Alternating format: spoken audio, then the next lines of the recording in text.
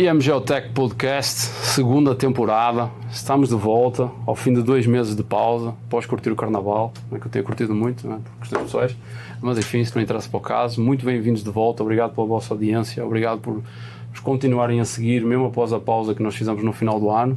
O canal do YouTube, o canal do LinkedIn continua crescendo, o LinkedIn praticamente dobrou de tamanho, atingimos já os 2.000 seguidores. No YouTube estamos com 560 neste momento, se não estou em erro. Portanto, muito obrigado para quem nos seguiu mesmo durante esta pausa, se engajou e deu parabéns e entrou em contato. E vamos lá, vamos começar esta segunda temporada, temos muito para conversar, novidades. Depois vocês vão ver aqui que temos aqui um background ligeiramente diferente. Temos camisetas a rigor também, temos toda uma parte de merchan que nós trabalhamos durante a pausa. E também, como vocês vão poder ver na tela, primeira coisa, conseguimos alguns interessados no patrocínio, não é? Desta vez, esta temporada vamos contar com patrocinadores. Neste momento já contamos com a Tecnia Engenharia, que nos está patrocinando, acreditam na causa.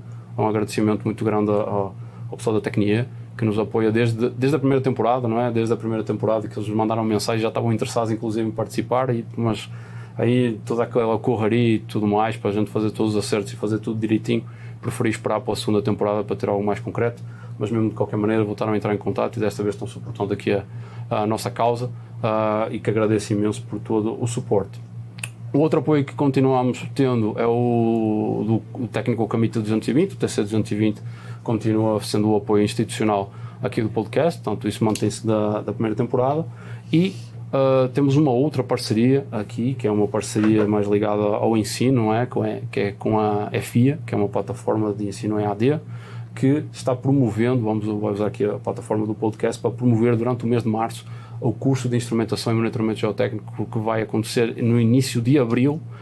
Vocês podem ver aí o QR Code que vai aparecer aí na tela, e tenho aqui uma parceria especial onde vocês, usando o QR Code e aí o cupom de desconto, vocês vão ter 15% de desconto na inscrição do curso. É um curso que vai ser ministrado pelo Luciano Souza e a Evelyn dos Santos, curso muito interessante, eu já o fiz no passado. Na realidade, o Luciano, por quem nos acompanha, foi nosso convidado no episódio 7, não é? Eu conheci-o através do curso, não é? Quem viu o episódio 7 sabe que o Luciano é uma pessoa muito, muito capacitada nessa área, uma visão muito interessante. Portanto, recomendo a todos que queiram entrar por aí ou melhorar a sua capacitação. Portanto, temos essa parte do cupom, está aí rolando, aí na tela, como vocês podem ver, e também vamos sortear uma inscrição grátis do curso, tá? Portanto, vai aparecer aí na tela para vocês um link, para vocês fazerem, tem um formulário de inscrição, que aí vai ser sorteado uma vaga grátis nesse curso.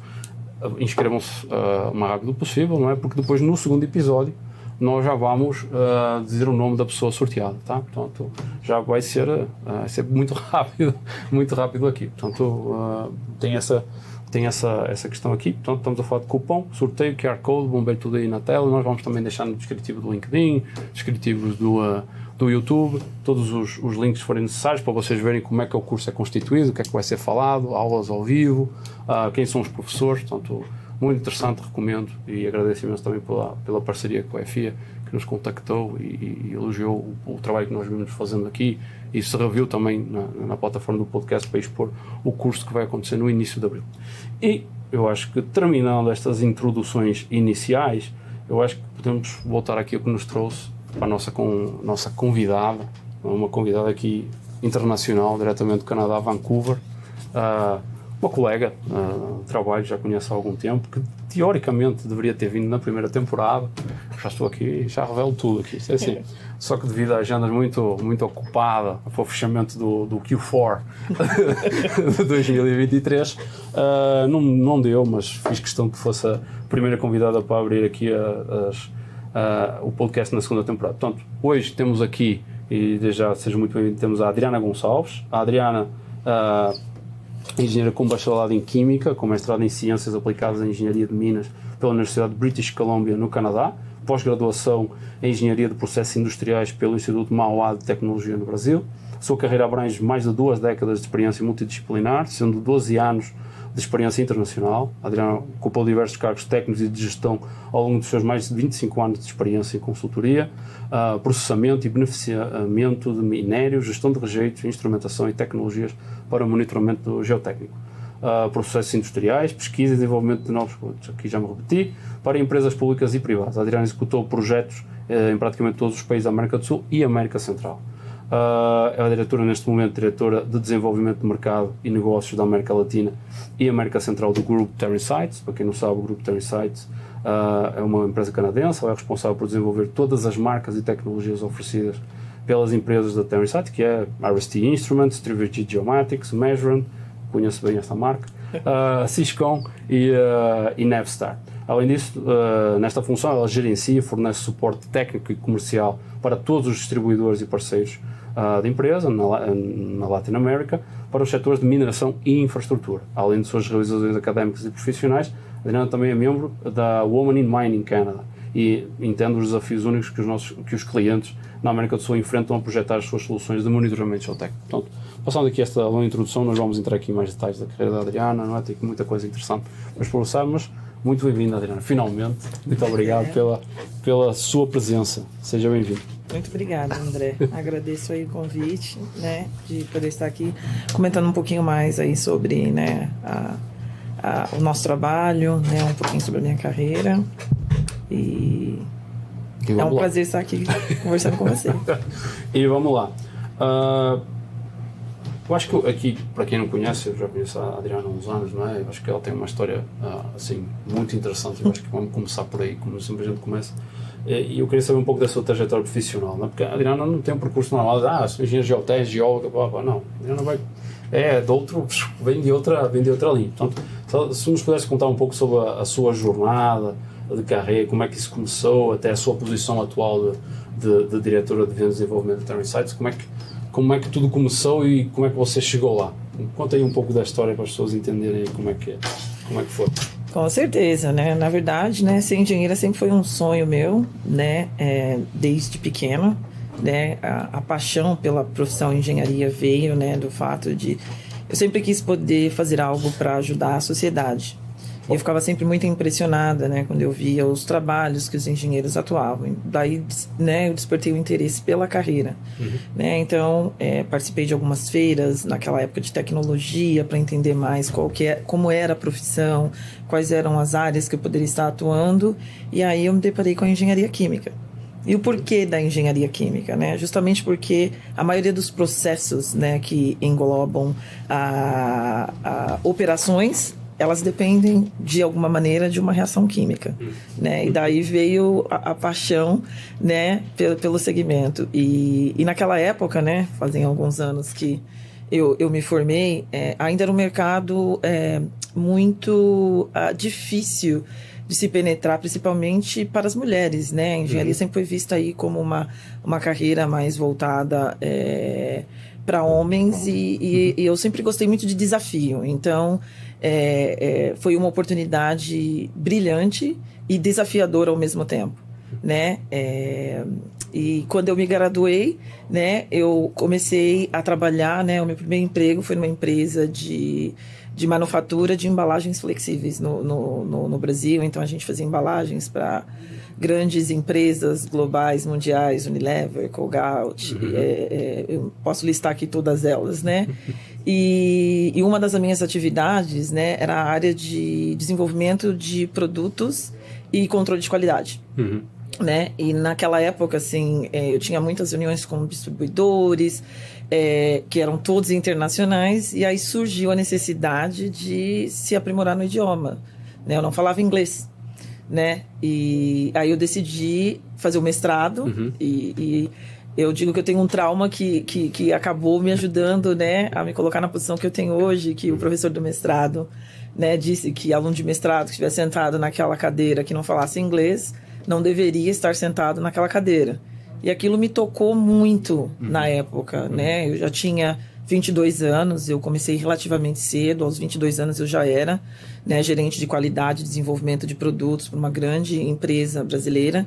Quando a gente olha os desafios que a gente tinha ali em 98, 99, né, ser tão jovem, conseguir ter uma posição de gestão, foi um marco muito importante na minha carreira. Eu sempre fui muito determinada, né? Eu lembro que a faculdade ofertava uma série de cursos, às vezes não necessariamente, né, relativo à área que eu estava me aprimorando, porém, todavia, eu via aquilo como sendo uma oportunidade de adquirir mais conhecimento, porque ainda era muito... Eu não sabia ao certo, né, qual que seria o meu destino final. E eu digo que graças a essa atitude, digamos assim, né, muitas portas se abriram. Esse desafio que ele lançou, né? Exatamente. Então, eu acho que esse foi, assim, o grande desafio e superação, ao mesmo tempo, da minha trajetória profissional. Né? E aí eu comecei a fazer as aulas de inglês. Tecnicamente, né, o inglês... Aqui no Brasil. Então, assim, entender o inglês técnico, eu acredito que é algo fácil, principalmente nos dias atuais, né? A gente tem uma série de ferramentas disponíveis para tradução simultânea, né, inteligência artificial, you name it, né? Mas naquela época, né, para aprender inglês você tinha que, né, ler o livro, né, o Walkman, não sei se foi da sua época, você colocava o cassete, escutava, Walkman, né? Nossa, custava assim uma fortuna, não que hoje é um pouco mais barato, mas enfim, né? E essa foi a motivação que eu tinha. Mas, né, que você sabe muito bem que quando você está só fazendo, né, as aulas acadêmicas, não é o suficiente para você ter a fluência. E aí veio a necessidade de, assim, pô, e se eu fizer um intercâmbio? E aí veio o segundo desafio, né? Intercâmbio geralmente acontece quando você tem 15, 18 anos de idade. Eu já tinha 23, né? Eu já tinha uma carreira sólida e eu pedi uma licença no trabalho. Falei, olha, eu preciso de uma licença de 3 meses porque eu preciso fazer um curso, né? Um intercâmbio. E, né, eu escolhi o Canadá porque eu pesquisei Europa e Canadá e tinha uma série de oportunidades, custo-benefício, né? E a cidade de Vancouver, porque quando eu olhei, né, a temperatura, eu fui para lá em agosto, era a cidade mais quentinha, né? Para quem nunca tinha viajado para fora do Brasil, né? -10 soa melhor do que -30. Foi aí que, né, a decisão entre Toronto e Vancouver saiu do -10. Exato. E passando por Calgary, é melhor evitar. E o interessante foi que na minha cabeça que em 3 meses eu estaria falando inglês fluente, né? Então a gente tinha um cliente, né, que era um cliente estratégico na empresa naquele momento, e um dos sonhos que eu tinha naquela época era poder trabalhar para esse cliente. Só que inglês era fundamental. Então eu cheguei no Canadá, eu lembro que com 3 meses eu aprendi a falar o meu nome corretamente. My name is Adriana. Não, Adriana, right? E a frustração foi inevitável, porque, né, eu não tinha conseguido alcançar o meu objetivo principal, que era ser fluente, né? Mas eu decidi, em vez de ficar 3 meses, né, entrei em contato com a empresa aqui no Brasil e disse, olha, eu preciso que vocês me esperem mais 6 meses, porque eu preciso continuar aqui o curso. E o meu diretor naquela época era um grande amigo, foi muito solícito, falou assim, não, Adriana, you do what you have to do, né? Em outras palavras, segue em frente, né? Sua posição está on hold aqui, então quando você voltar a gente conversa. E foi aí que eu realmente me dediquei mesmo, né, a emergir dentro da cultura canadense, né? Como eu disse, a busca do conhecimento é algo que sempre fez parte da minha trajetória, e eu descobri que eles tinham uma associação de engenheiros brasileiros em Vancouver. Então eu terminava as minhas aulas e eles tinham reuniões 2 vezes por semana. Aí eu cheguei, né, era uma reunião, né, um open meeting, digamos assim, então você chegava, você se apresentava. Eu conheci o professor, né, Dr. Marcelo Veiga, que inclusive foi o meu orientador aí no mestrado de Engenharia de Minas, e ele era um dos organizadores desse meeting. E aí a paixão pela mineração veio dessa primeira reunião que eu tive com ele, né? Ele falou assim, olha, a engenharia de Minas é uma área que vai ter muitas oportunidades de empregabilidade no futuro, né? Não é uma área que existem muitas mulheres, principalmente na parte de processamento mineral, só que a fila de espera, a gente está falando aí de 10 anos. Não tenho como, né, aceitar você, né, ser o seu orientador. Eu falei assim, tá bom, mas eu quero entrar na fila de espera. Aí, né, passou um ano, voltei para o Brasil, voltei para o meu emprego. O inglês naquela época ainda não era 100% fluente, né, era intermediário. Né? E aí eu falei assim, não, né, eu não vou desistir do meu objetivo, que era ter a fluência no inglês. Então, eu me registrei novamente num curso aqui, né, e depois de um ano eu consegui a tal da fluência. E eu lembro que, né, eu comemorei isso com muita alegria, porque eu tive uma viagem de retorno para o Canadá um ano depois que eu concluí o curso aqui no Brasil, né? E quando eu passei pela imigração, que o agente fez as perguntas, eu sabia responder tudo, né? Ainda shake his hand, né? Com muita alegria, eu falei assim, é muito bom conseguir entender o que ele está falando. Exatamente. Né? Então, fica aqui até uma dica, né, para profissionais que acreditam. Hoje, como eu disse, a informação ela vem muito mais rápido. Naquela época a gente não tinha tanto acesso. Né? Então, todo dia 10 minutos é melhor do que não falar absolutamente em nenhum momento, né? Então, hoje, as nossas atividades, né, já entrando aí um pouquinho, falando da minha carreira, né, como começou a minha carreira no Canadá, então eu fui fazer a engenharia de Minas, né, e ela abriu muitas oportunidades. Né? Então, assim, no meu primeiro mês, eu fui convidada para ser, como eu tinha muita experiência de laboratório aqui no Brasil, para ser a assistente do professor, né, para dar aula de laboratório sobre diferentes técnicas de processamento mineral. Legal. Então, né, eu né, preparei todo o material técnico, as classes para os estudantes, como eles faziam a separação dos ores, que tipo de processo que eles iam utilizar, se era flotação, se eles iam fazer um processo de lixiviação. A mineração está adorando a conversa. Né? E aí, como eu falava português, né, surgiu uma oportunidade através de uma empresa júnior canadense. Eles estavam com um projeto de rejeitos na Costa Rica e eles precisavam de um estudante para fazer o assessment, né, o estudo de visibilidade daquele rejeito, né, qual que era o processo mineral que estaria mais retorno daquele rejeito para eles. E aí eu apliquei para uma bolsa de estudos, né, que era uma parceria entre a empresa canadense e uma agência, né, de estudantil. E eu consegui ganhar a bolsa de estudo. Naquela época era 15 mil dólares, né? 50% financiado pela agência estudantil e 50% pela empresa. E foi aí que eu comecei a abraçar, né, o mercado da mineração. Então, eu passei 3 meses, né, entre algumas viagens na Costa Rica e muito tempo no laboratório. Então, quando você está fazendo um estudo de visibilidade, né, são várias rotas que você precisa estudar para que você determine qual delas vai ter uma maior recuperação, que o rejeito, né, muitas das vezes ainda existe material que pode ser recuperado. E é daí que vem a interação com a engenharia química, né? Existem diferentes tipos de reagentes químicos, processos que você pode utilizar para você fazer a recuperação desse rejeito. Então, né, a conclusão desse primeiro projeto foi que ele conseguiria ter um melhor aproveitamento do rejeito através da flotação. Né, a gente conseguiu aí uma recuperação inicial de 95%, porém eu disse a ele que eu conseguiria chegar até 99%, mas isso seria uma nova pesquisa.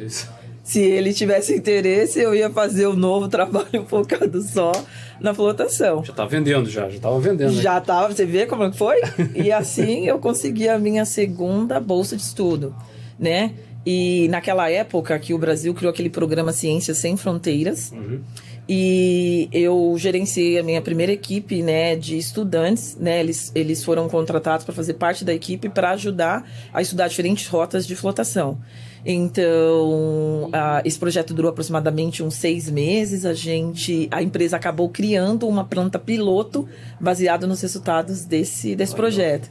E aí, no meio do caminho, outros projetos foram surgindo, né? A minha tese de mestrado, ela foi focada, né, em plantas de processamento no Equador. Eu passei 2 anos estudando. Existe muita mineração artesanal e de médio porte no Equador. Então, tinha na época 87 plantas de processamento mineral.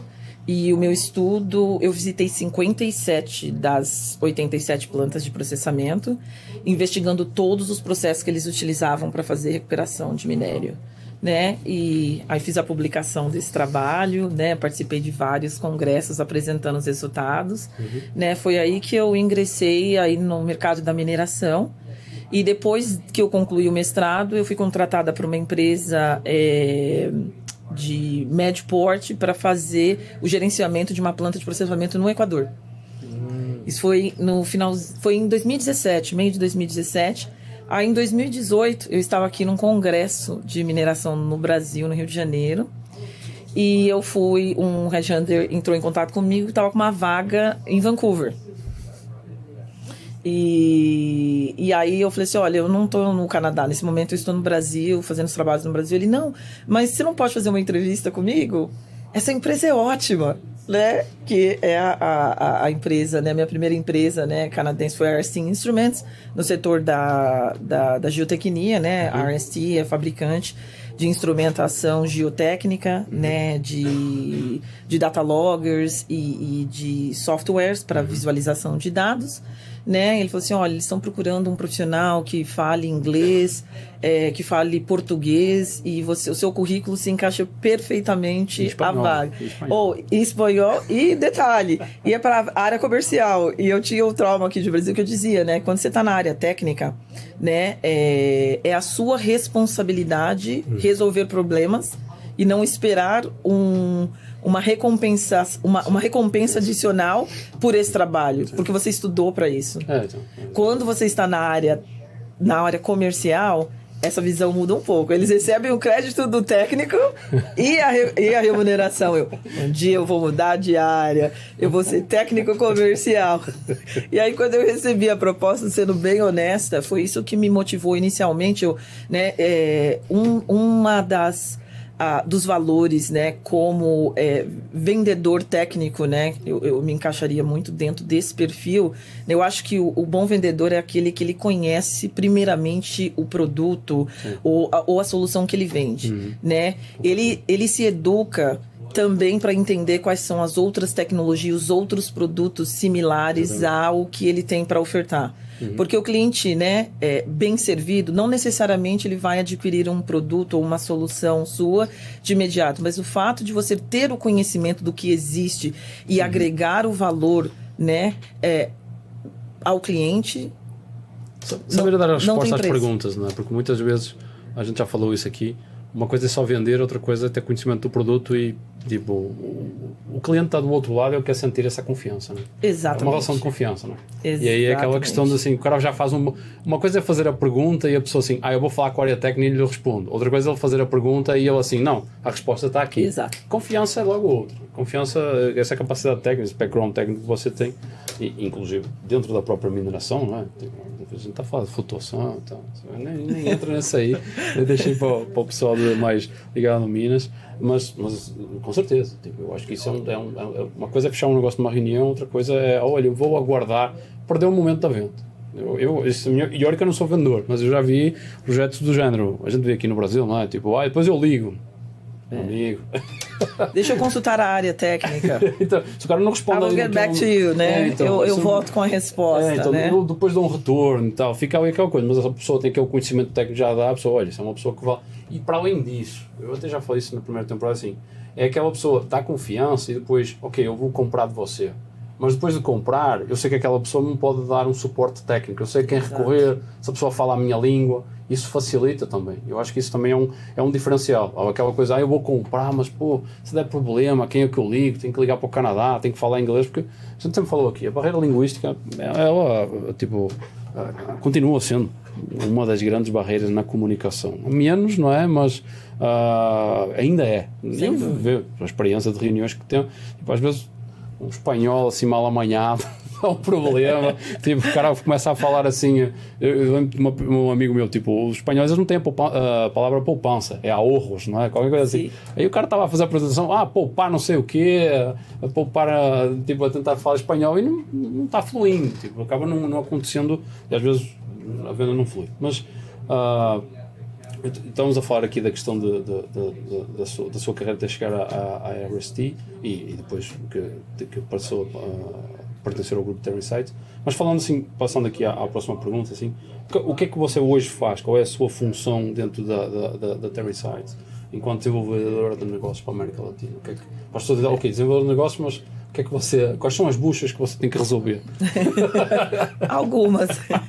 Na verdade, né, voltando assim só um pouco para explicar, né, da onde surgiu, né, a Terra Insights e o que somos e o que fazemos, né? A Terra Insights, ela nasceu em 2022, né? Ela é uma plataforma unificada, né? De monitoramento geotécnico, estrutural, de vibrações, análises sísmicas, INSAR, e monitoramento e gestão de dados, né? Ela contempla aí 5 empresas, né? 4 delas são com sedes no Canadá e uma na Suíça, né? E cada uma dessas empresas tem um tipo de tecnologia diferente, né? E qual que é o grande diferencial que a gente oferta aí, né, ao mercado, aos nossos clientes e parceiros, né? É o fato do cliente ter um one-stop shop, né? Ele pode adquirir todas as soluções para mitigar os problemas que eles têm no site ou resolver um problema específico daquele projeto através da plataforma Terra Insights. Não é? Você conhece desde o instrumento até a aquisição e visualização dos dados. Exatamente. E é importante também mencionar que o cliente não necessariamente precisa fazer a aquisição da solução integrada, né? Ele pode continuar, né, trabalhando com uma marca específica, né? Porque, novamente, cada projeto tem um escopo diferenciado, tem uma aplicação, então não necessariamente a tecnologia que a RST, que é fabricante da instrumentação dos sensores geotécnicos, né, é aplicável para um cliente que gostaria de ter um monitoramento remoto, onde a gente estaria, né, ele não quer nesse primeiro momento estar investindo aí no ground instrumentation, então ele teria a opção de utilizar a tecnologia INSAR, né, para fazer esse monitoramento, né, se tem displacement no site inicial, e a partir de então, onde ele identificar que existe mais displacement, ele considerar, né, os sensores naquela área específica. Então, esse é um dos grandes diferenciais da plataforma. E eu comecei como engenheira de instrumentação. Esse foi o meu primeiro título da RST. E um fato curioso é que quando eu me apresentava para os clientes da América Latina, né, a RST, ela tinha uma participação de mercado muito pequena na América Latina, né, quando eu comecei a trabalhar com eles, e um dos meus trabalhos foi justamente, né, de desenvolver o mercado. Então, né, para que você possa desenvolver um mercado, o primeiro passo é você entender como que esse mercado funciona. Né? Quando a gente diz que a gente tem América Latina, quantos países a gente tem inseridos dentro da América Latina, né? Como que a economia de cada um desses países se comportam, né? Quais são os diferentes recursos que gera, né, a economia desse país. Então, todos esses fatores são extremamente relevantes para que você possa considerar um plano de negócios. Então, né, naquele momento, esse foi o meu primeiro trabalho, né? Desenvolver um plano de negócios para o mercado da América Latina. E desenvolver novos distribuidores. Quando você fala América Latina, você estava incluindo o México, não? A partir do ano de 2022, o México passou a fazer parte de Latam. É que tem aquela discussão, eu estou perguntando para o pessoal. Eu achei que você nem ia perguntar, mas era uma polêmica. O México era um país que era considerado à parte. Ele tinha um gestor só de México. Exatamente. E em 2022, né, não fazia sentido, né, porque o México fala espanhol, mas ele é um país da América do Norte. Né? Então, ele passa agora, né, desde 2022, passou a fazer parte da gestão da América Latina. Então, tudo que for dos Estados Unidos para baixo é tudo sua responsabilidade, indo até o Ushuaia. Exatamente. E até 2021 era só a RST. Inicialmente foi em 2018 a RST Instruments. E em 2019, né, a RST adquiriu a Measure. Você conhece muito bem. Conheço. Né? Você conhece um equipamento chamado Shape Array? Conheço. Tem umas ideias de como é que ele funciona. E para, né, para agregar dentro da nossa plataforma de soluções. E depois de um ano, né, a gente inseriu no grupo aí a Trividi Geomatics, né, que é responsável pela análise de INSAR.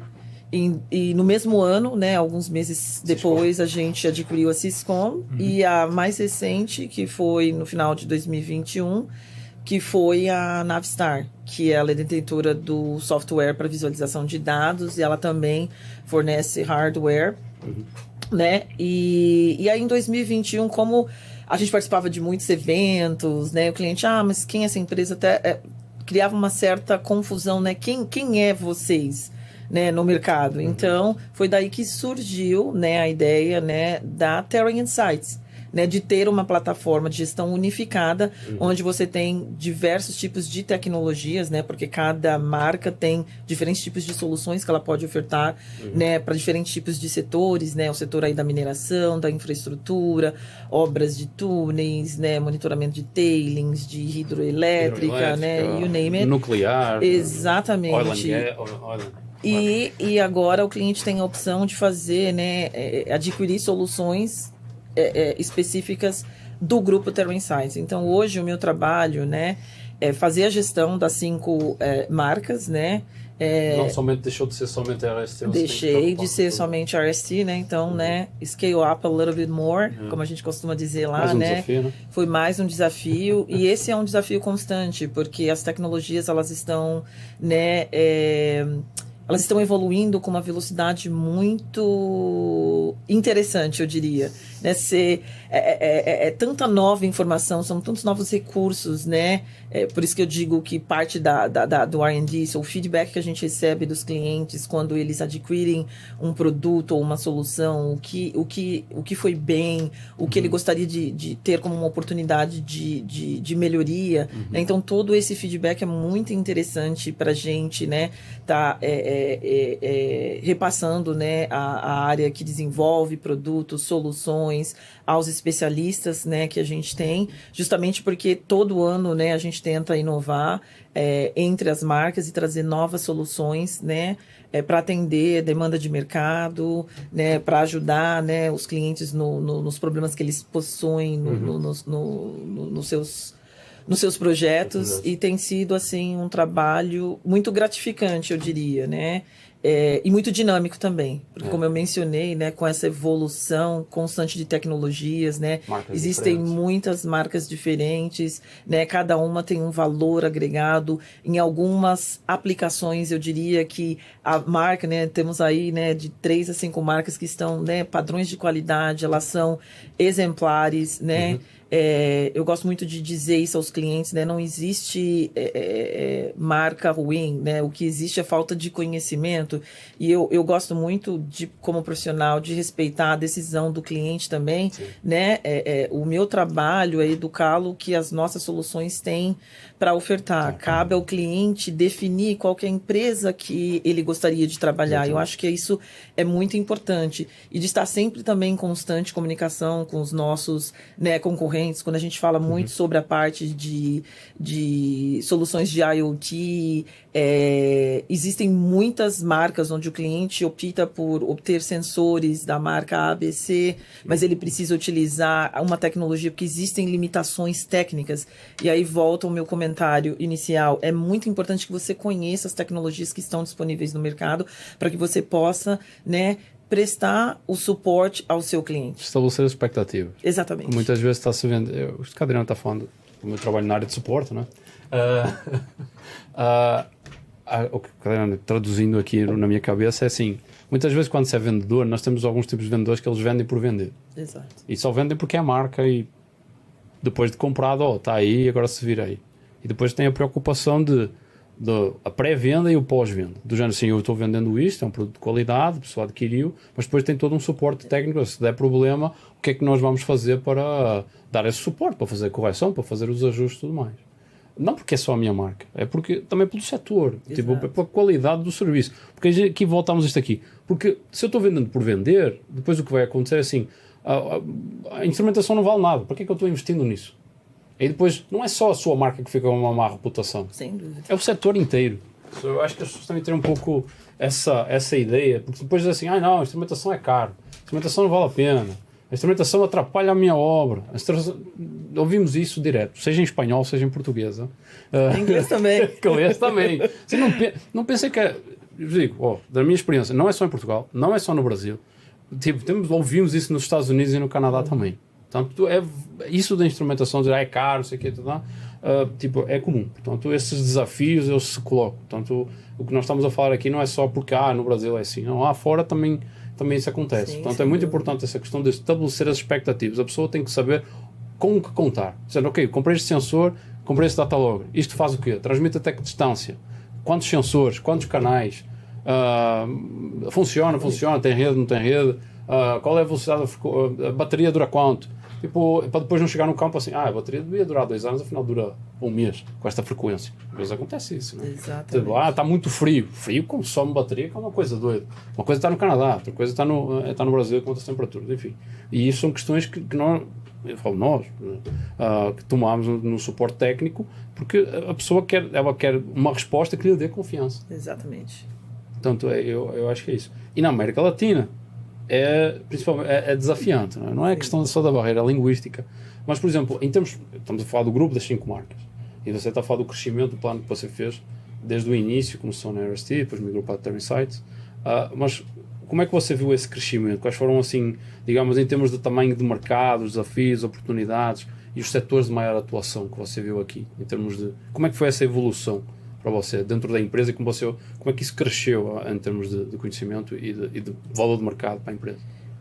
Eu acho que o primeiro desafio, né, como eu havia mencionado anteriormente, foi entender, né, quais eram, né, os segmentos que a gente teria mais poder de penetração mais rápido, digamos assim, né, do mercado, né? E lembrando que a barreira linguística foi o que determinou este crescimento. Porque quando a gente olha para o mercado da América Latina, o Brasil é o único país que fala português. 95% fala espanhol. Né? Então... Em termos de número do país, em termos de população... Exatamente. Então, né, o fato de falar português aí ajudou bastante, né? O primeiro mercado que a gente desenvolveu e consolidou foi o mercado do Brasil, né? Principalmente no setor da mineração. Aproveitando o background que eu já tinha, a experiência na área, os contatos, né? O nosso parceiro aqui no Brasil, então isso ajudou a acelerar. Infelizmente também, né, nós tivemos, né, alguns acidentes trágicos que criou uma demanda adicional para a instrumentação geotécnica e a gente teve... O crescimento foi assim, o triplo do que se esperava. Isso depois de Mariana ou depois de Brumadinho? Depois de Brumadinho. Mariana já tinha tido um aumento, eu acredito, não é? Mas depois de Brumadinho eu acho que o negócio explodiu. Foi algo assim, desesperador, assim. Em um mês a gente teve que entregar uma demanda assim que representaria 2 anos de fornecimento de instrumentação, falando só de mercado de América Latina, só para você ter uma ideia da extensão que foi e da repercussão que esse acidente causou e passaram-se, né, e até hoje, né, o caso de Brumadinho, né, foi um acidente trágico que nós profissionais aí, né, atuando na área geotécnica, né, essa é uma preocupação que a gente tem, assim, prevenir é melhor do que remediar, né, mas custa, né? Mas o custo, né, de se perder uma vida... Não dá para remediar isso, né? Não dá para remediar. E existem, né, soluções que, até de baixo custo, que poderia prevenir que esses acidentes acontecessem. Né? Então, assim, o nosso papel, né, como gestores é continuar educando a indústria, o mercado, os nossos clientes, né, a conscientização, o porquê, a relevância do trabalho que a gente executa. Né, porque ele mitiga riscos, porque ele salva vidas, e que você pode ter controle 100% de todas as suas operações, né, de forma muito rápida, 24/7, né, 24 horas por dia, gestão de risco, né? 7 days por semana, isso. Né, gestão de riscos. Gestão de risco. Né? Então, e depois que a gente fez, né, um trabalho, né, com o mercado do Brasil, vieram entender quais eram as demandas nos outros países, né? E foi identificado, né, que existia uma demanda muito grande até em função, né, dos recursos extrativos que tem aí e uma demanda significativa na América Latina, né? Então a gente, né, focou, os meus 3 primeiros anos foram bem focados no setor da mineração. E depois, né, eu identifiquei que existia, né, é um mercado muito mais difícil de se penetrar, oportunidades também não capturadas no setor da infraestrutura, né, monitoramentos de túneis, rodovias, trens, ferrovias, hidroelétricas. E aí a gente começou a fazer um trabalho, né, para entender como que esse mercado funcionava, não somente no Brasil, mas em outros países da América Latina também, e foi se criando a demanda. Né? Então, hoje, né, como o portfólio de soluções da Terrain Insights ele é muito vasto, né, a gente tem um poder de penetração grande também no segmento da infraestrutura. Né? Alguns países da América Latina, né, a demanda de crescimento é maior do que outros. Né? É um país que está assim, com um crescimento muito grande, é o Peru, existe uma demanda interessante, eu diria, para instrumentação, para monitoramento em tempo real. E o Brasil... Eles já faziam em manual. Tipo,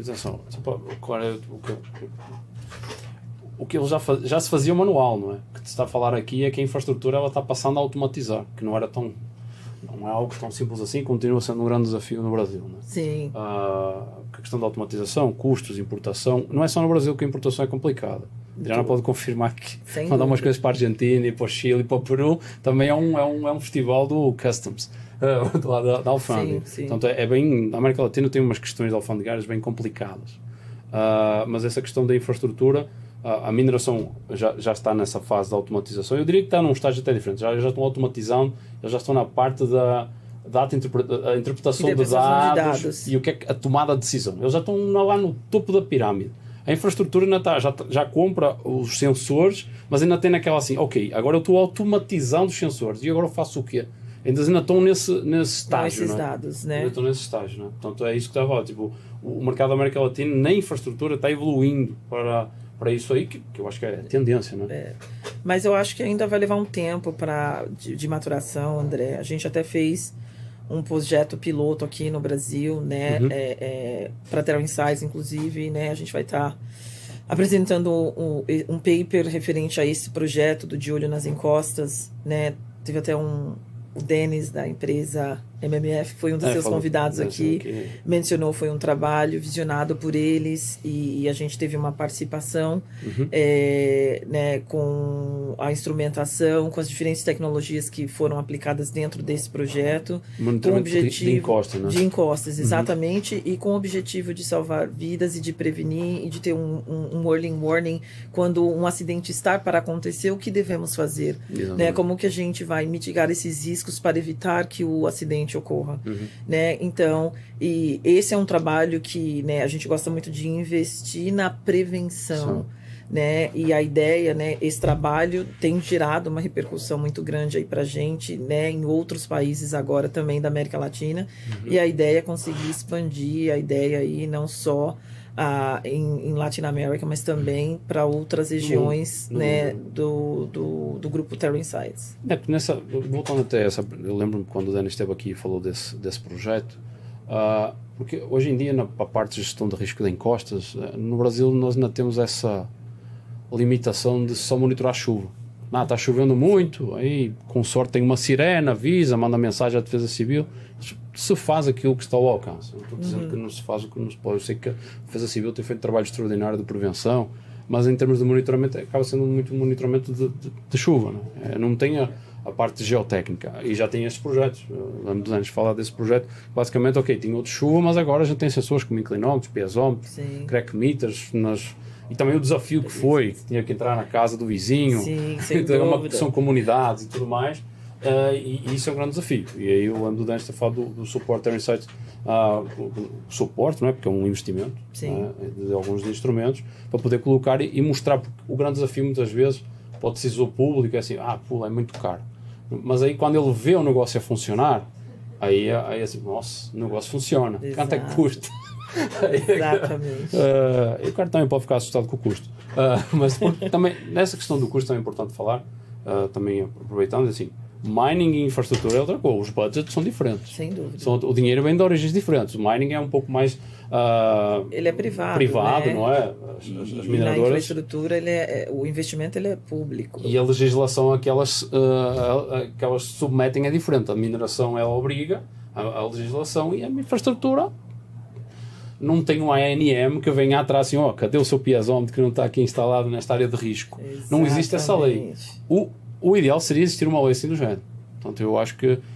Eu até falo mais, por exemplo, eu acho que deveria existir uma lei disso, e até, fazendo aqui o meu lobby aqui, que eu acho que deveria haver uma isenção de impostos para equipamentos. Se nós estamos a fazer gestão de risco, seja em barragem, seja em encosta, seja em túnel, é uma gestão de risco para salvar vidas, segurança, desempenho, pá. Cara, não faz sentido estar a cobrar 85% de um negócio que é para proteger o mercado nacional. Então, não está protegendo o mercado nacional. Está prejudicando o brasileiro, que em vez de uma barragem nos Estados Unidos custa X, no Brasil custa 2,5X. E do género, eu compro piezómetro para mim e dou outro para o governo. É tipo, o piezómetro e meio. É sempre esse impasse, justamente, porque o cliente ainda tem intenção de fazer o monitoramento, de investir, mas os custos em muitas instâncias acabam sendo inviáveis. O budget acaba não sendo aprovado e o problema continua. Empurra-se com a barriga, não é? Depois a gente vai, mais um verão, choveu, caiu a encosta. Aí, faz aqui, agora vamos colocar uma sirene. Tá, tudo bem, olha, qual é o budget? Tá? Aí passa um tempo, não chove. Aí o pessoal esquece a questão. Próximo ano, chove outra vez, deslizou a encosta. E aí, uma discussão que a gente teve aqui, isso não tem nada de desastre natural. Não tem nada natural disso, não.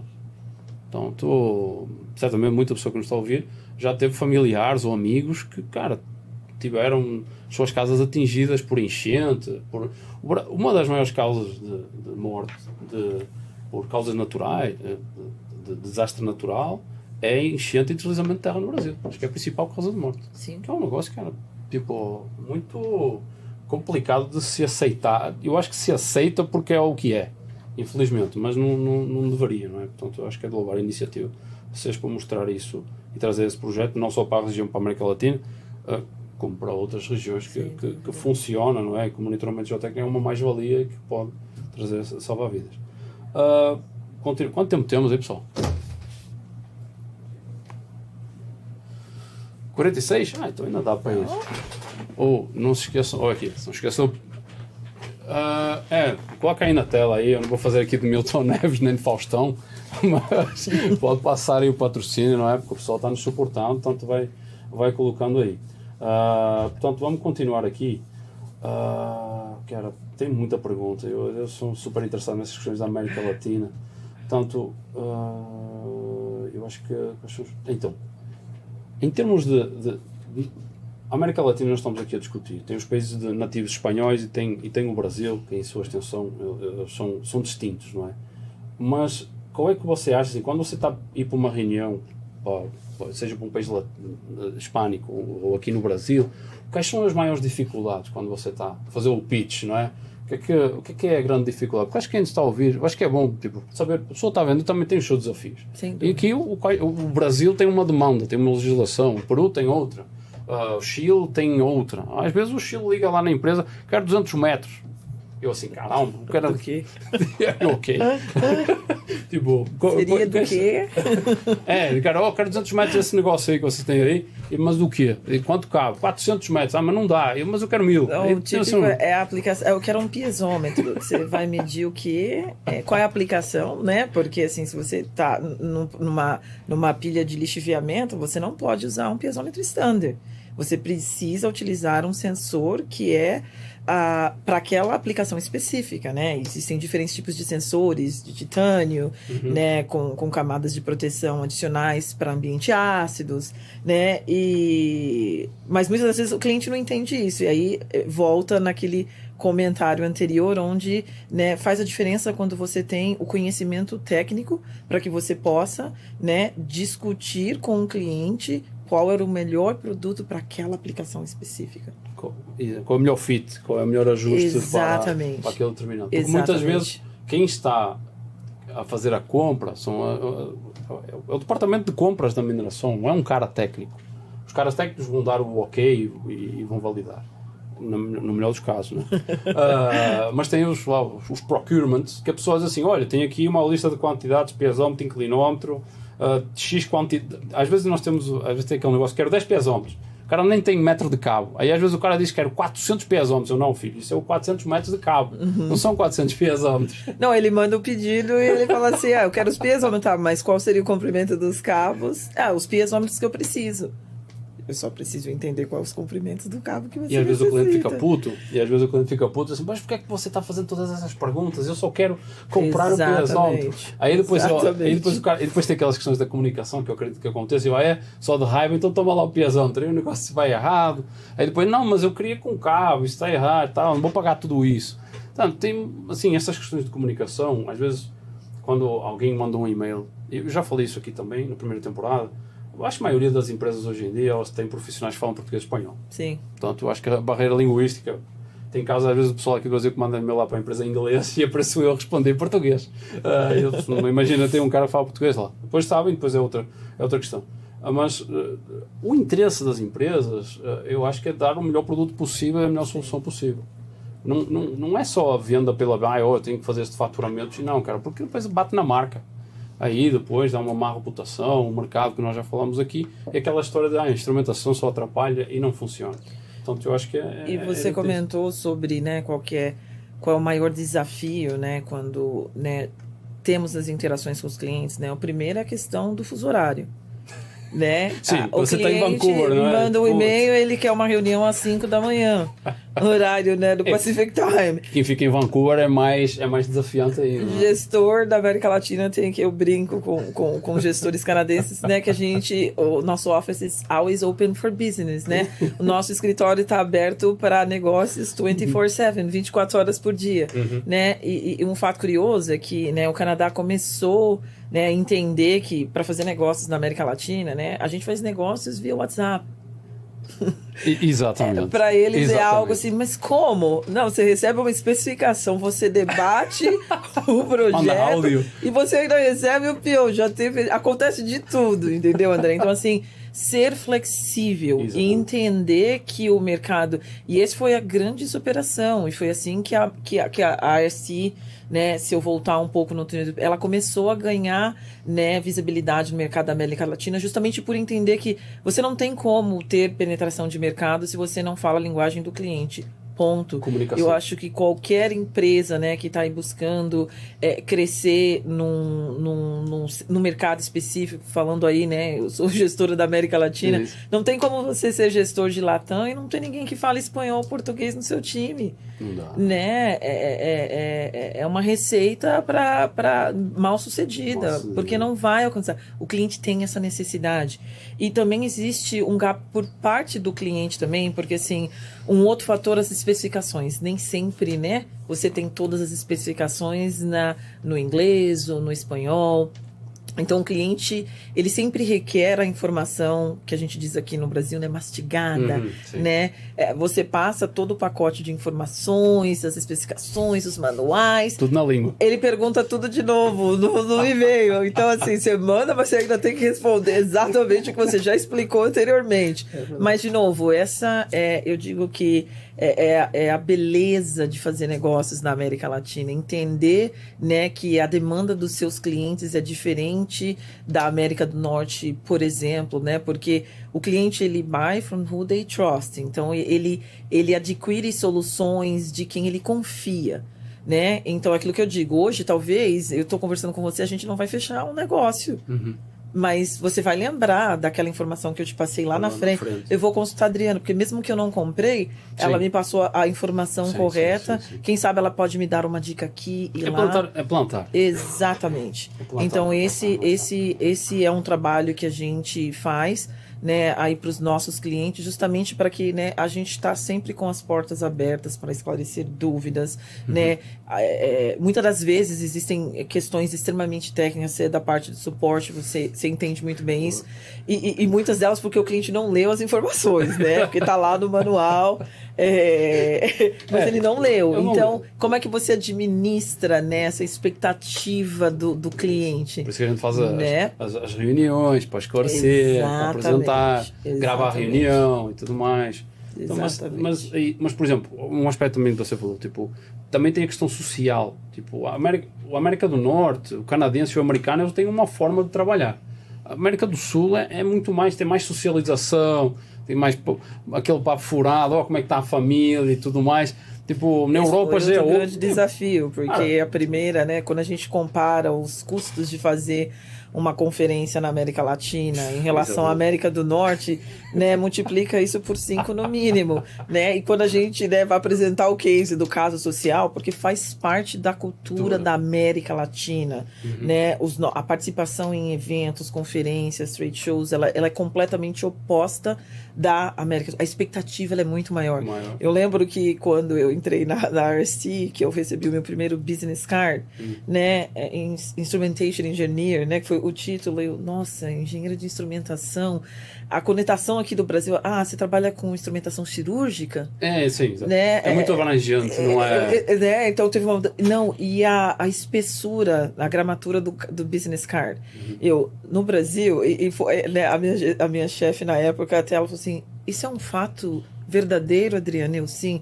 Se você vai conversar com o cliente, você entrega um cartão de visita com uma gramatura fina, a sua empresa não é bem reconhecida. Então, você tem que entender a forma de comunicação com o teu mercado. Eu lembro que eu era a única que tinha o cartão com a espessura mais pesada. E até hoje eu tenho, né? Tudo bem que a tecnologia evoluiu, né? Cartão de visita tá no nosso cell phone, QR Code, né? Mas ainda existe, acredite você ou não, né? Peru, por exemplo, né? Você vai fazer conferências no Peru, o cliente tem aquela expectativa que você vai e você vai segurar o cartão de visita e entregar na mão dele. E também tem esses rituais, né? Esses protocolos que dependem... E segurar na mão dele firme e olhar nos olhos, né? Sim. E o fato de ser mulher, existe assim, ainda aquela barreira, também, né? Assim, conseguir quebrar aquele paradigma, né? Que é um mercado... Será que ela sabe? Exatamente. E eu brinco que assim, né? Se a gente tiver que sentar, né, na sala de reunião e tá todo mundo formalizado, vamos lá, mas se o cliente quer ir no boteco, entendeu? O projeto dele, vamos lá, tomamos uma cerveja e vamos chegar na melhor solução pro teu projeto. Então, novamente, é entender como que você faz negócios, né? E com certeza, né, manter aí um padrão de qualidade, né, da informação, de respeito, e buscar sempre atender, né, a necessidade que o cliente tem. Nem sempre é possível, né, André? Acho que é importante também comentar isso, mas, né, o fato da gente estar sempre interagindo, buscando, trazendo a informação para o cliente, né, através, né, de workshops ou através de webinars, a participação em feiras e eventos, convenções, fazendo lunch and learn, né? Isso ajuda muito a divulgar e a promover, né, o conhecimento, que eu acho que esse é um trabalho constante aí para todas as empresas, né, que atuam no nosso segmento. A gente tem que continuar constantemente educando, né, os profissionais, o mercado, os nossos clientes. Por isso que a gente tem um podcast aqui. Não, então você respondeu à minha próxima pergunta. O que é que vocês fazem para promover a conscientização do monitoramento geotécnico? Então é tudo isso. Os webinars, os workshops, ir à conferência, fazer essas reuniões com clientes. Às vezes, vocês terem uma ideia, isso não é só... O cliente manda um pedido de cotação, aí tem uma planilha, aí a gente coloca preço e manda para o cliente. Não é só isso, cara. Às vezes tem meses de reuniões, tem visita a campo, tem refazer o orçamento. Afinal, olha, a barragem estava a 50 metros, agora já está a 70. E agora? Faz o quê? Aí tem que reformular tudo. Agora o cabo não pode passar aqui, tem que ser wireless, tem que ser não sei o quê. Cara, tem que ter um conhecimento técnico e do género. E o desafio que eu também acho que é às vezes não tem visita no local, portanto eu não tenho uma noção espacial. Portanto, nós temos que confiar nas descrições o que nos passam. Para nós montarmos assim, olha, isto me parece ser a melhor solução. E depois tem que estar em comunicar, olha, está certo, você confere, vale, está neste comprimento, tem uma sobra de cabo. Porque às vezes demora para enviar o equipamento, não pode dar errado porque às vezes é um local remoto e depois tem que voltar para trocar ou substituir. Cara, tem que ter muita certeza no que faz. E acho que essa é uma das grandes dificuldades que eu vejo o pessoal de sales, tem essa preocupação que às vezes a gente diz, nossa, cara, os caras chatos, agora estão aqui a voltar outra vez. Sim, lá está a Adriana ligando outra vez aqui para mim, assim, eu já falei que isso fazem. Mas, tipo, tem que conferir. E eu já falei, muitas vezes, um dos grandes inimigos é o excesso de confiança. Sim. E às vezes nós estamos assim, não, já estou aqui há 10, 20 anos de experiência, eu já sei que o cliente quer isto. Aí o cara vai e descreveu errado, houve um problema na tradução do espanhol, que acontece, não é? Aproveitando o gancho da tradução do espanhol, eu lembro que a primeira demanda que teve de Brasil, né, chegou uma solicitação de cotação e o distribuidor pedia pio elétrico. Né? Aí eu olhei e falei, pio elétrico. Como né? traduzir para inglês? Não, né? Já existia o Google Translate naquela época, mas assim, não fazia o menor sentido. E perguntei para os colegas de trabalho, ninguém sabia, até que eu encontrei um artigo, né? Thanks, né? To internet, que falava que era, me deu um guess, né? Water level meter. Né? Que é o fio elétrico. E eu lembro que foi a minha primeira palavra técnica no dicionário do português para o espanhol. Que é um dos mais utilizados aqui, não é? No Brasil. Equipamento muito utilizado, não é? Né? Então... É gíria, praticamente é uma gíria técnica que se utiliza aqui. Ou INA. Eles usam muito INA também para o pio elétrico. Então, é aquilo que eu disse, buscar o conhecimento, entender como o mercado trabalha, atua, quais são os tipos de soluções que estão disponíveis. Outro fato importante, André, que você comentou, as tecnologias estão evoluindo com uma frequência muito grande.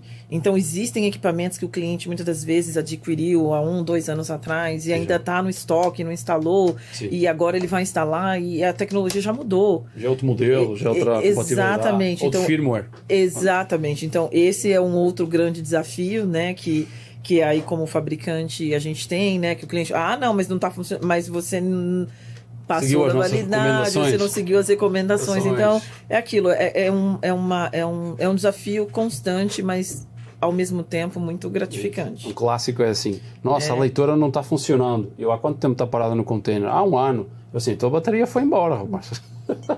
Acontece muito com os inclinômetros. A tua bateria foi embora. Então aí não tem, porque às vezes o pessoal está guardado no container. Estamos até aqui um exemplo muito prático. Às vezes essas leituras manuais que nós utilizamos, seja para fazer leitura de inclinómetro, seja para fazer leitura de piazão, elas têm uma bateria. Se elas estiverem muito tempo desligadas, ou em um tempo contínuo, e não foi ligada de vez em quando, ou carregada, aquela bateria ela vai embora. Ela morre e depois não liga. Aí o cara, tipo, às vezes acontece projetos que está no container, aconteceu alguma coisa na obra, e o projeto só começou muito mais tarde. Sim. Aí o cara vai, a leitora morreu. Aí, tem que mandar a leitora. Às vezes tem casos em que a bateria é uma coisa simples e dá para substituir, e tem casos que tem que mandar de volta para o Canadá, o país de origem que se comprou. Exatamente. E que depende, na América Latina, fazer os RMA, a autorização de retorno de material. Retorno de material é como se diz em inglês, pain in the ass. Exatamente. Em inglês, não tem problema. O podcast é meu, é que você será isso. Não tem problema não, isso daqui é assim que funciona. Pessoal, quanto tempo temos? Eita, já estamos no nosso limite. Eu falei que isto aqui é rápido, a ver, a coisa vai, emenda uma coisa na outra. E a Adriana tem esta capacidade telepática que ela foi respondendo a coisas que já estavam aqui nas perguntas. Estava aqui, foi aparecendo, então já resolveu. Vou arriscando aqui, mas ela foi falando assim: ok, já foi no próximo assunto, já resolvemos.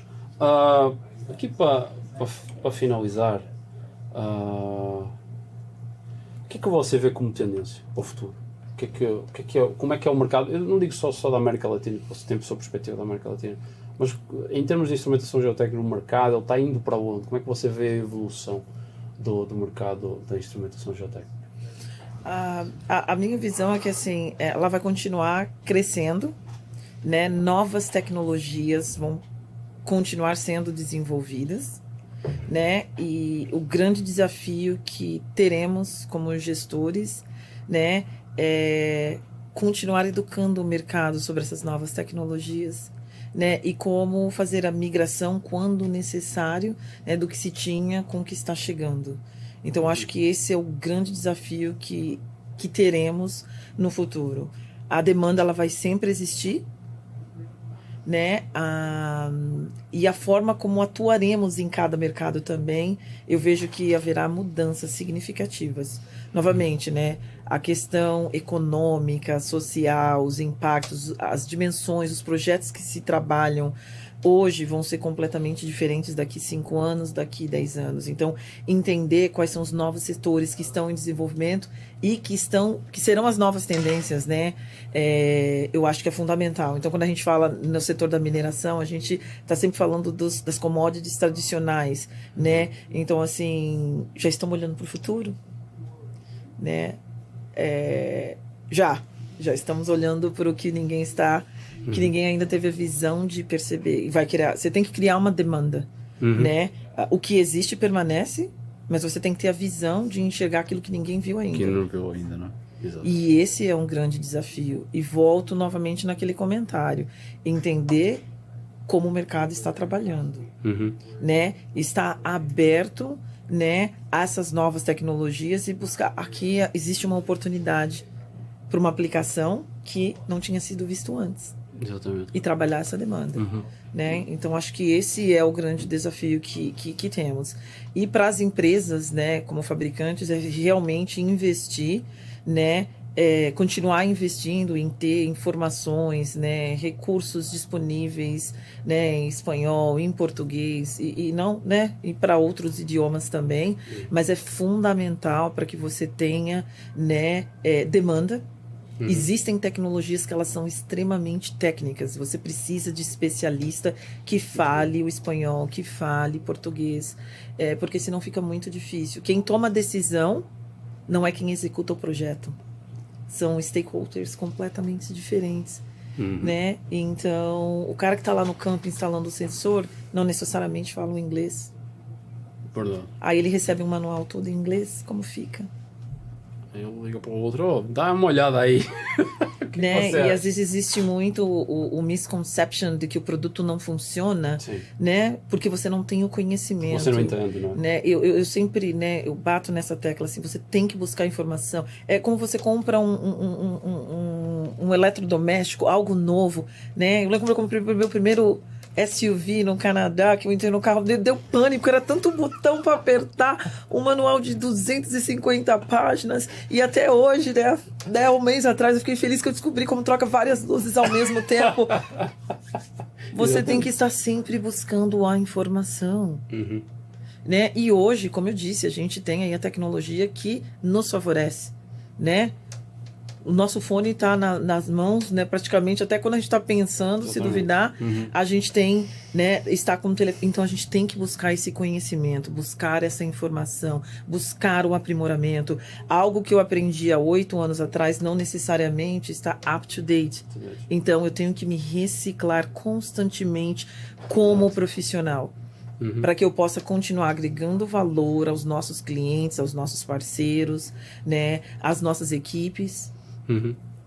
Né? A educação é aprendizagem contínua, não é? Fundamental para a aprendizagem contínua, André. É isso.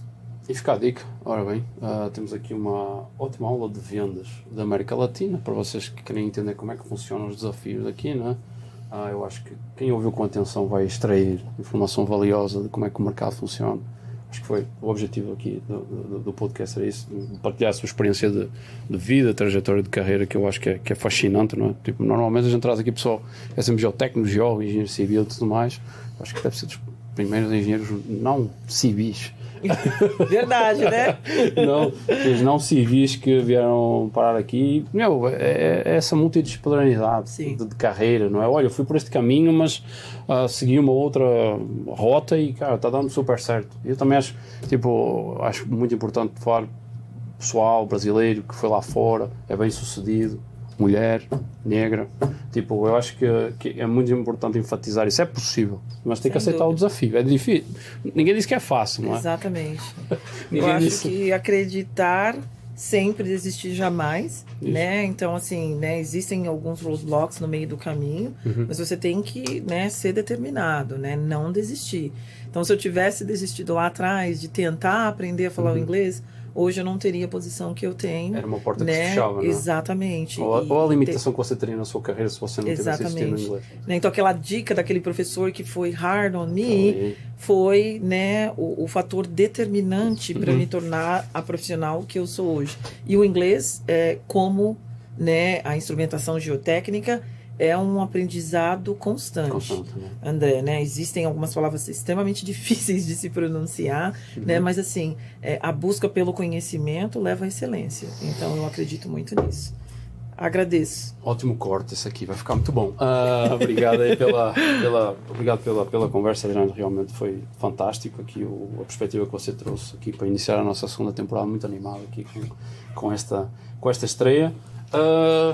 Eu não me esqueci, temos segunda temporada, a gente arranja o budget para dar um presente para o convidado, não é? Que é igual à caneca. Portanto, agora estamos oferecendo aqui uma canequinha, não é? Quem quiser adquirir as canecas, entra na plataforma online para o Merchan. Não temos nada disso, mas se quiserem caneca aqui do podcast, avisem aí, entrem em contato que a gente dá um jeito de chegar até vocês. Eu tive um pessoal na primeira temporada aqui, e essas canecas aí, e essa t-shirt aí, portanto, fica a dica. Vamos aqui encerrar aqui, agradecer à Adriana pela participação. Obrigada, mais uma vez, vim diretamente aqui de Vancouver até aqui aos Estúdios Roche, e fico muito grato por a sua participação. Vamos encerrar então por aqui, já sabem, portanto, agradecer ao nosso patrocinador, a Tecnia Engenharia, por todo o suporte. Vocês veem aí na tela aí. Nós temos também, voltando a repetir, a parceria com a EFIA, plataforma EAD, que vai estar promovendo um curso de instrumentação e monitoramento geotécnico no início do mês de abril. Vocês têm um QR Code aí na tela com 15% de desconto na inscrição, e também vai passar aí na tela, acho que passou, vai passar novamente, o link para a inscrição, para vocês, para o sorteio que vai ter de uma inscrição grátis, tá? Que já vai ser sorteado no segundo episódio. Portanto, se inscrevam lá no formulário. Atenção, se inscrevam no formulário e vocês têm que seguir o canal no YouTube e no LinkedIn. Eu vou conferir, tá? Eu vou conferir o vosso nome. Eu vou conferir. E aí, tudo bem, e a gente vai fazer esse sorteio. Caso você não seja sorteado, temos 15% de desconto aí. Portanto, agradecer imenso a vossa audiência mais uma vez. Bem-vindos de volta para a segunda temporada, esta jornada que nós vamos ter aí mais 3, 4 meses, espero. Só não falei aqui no início, já está aqui no fim, que é o plano nesta temporada vai ser 4 episódios em português. Esses episódios em português, eles vão ser legendados para inglês. Portanto, para além de os nativos portugueses que vão poder seguir, já seguem, vamos expandir lá para fora. Portanto, os amigos da Adriana, nossos colegas também, vão deixar de reclamar connosco. Esse negócio é só em português, é panelinha vossa. Acabou. Vamos ter legendas em inglês. Portanto, vamos expandir o alcance. E vamos ter um 5º episódio extra por mês, totalmente em inglês. Aqui vocês vão ver o André arranhando no inglês ali, que vai ser uma coisa maravilhosa. Com convidados muito especiais. Cara. Eu estou tentando trazer aqui pessoal de altíssimo gabarito, com muitos anos de instrumentação geotécnica nas costas a nível mundial, e que depois, obviamente, para quem não se sente tão familiar com o inglês, e terá as legendas devidas para o português. Então é assim que nós estamos estruturando a segunda temporada. Vamos ver qual vai ser o resultado. A primeira temporada deu super certo. Portanto, eu acho que isto aqui que nós estamos fazendo também vai dar super certo para aumentar o nosso alcance e nós passamos a nossa mensagem. Bom, portanto, eu acho que é isso aí. Muito obrigado mais uma vez pela vossa audiência. Até uma próxima. Um abraço.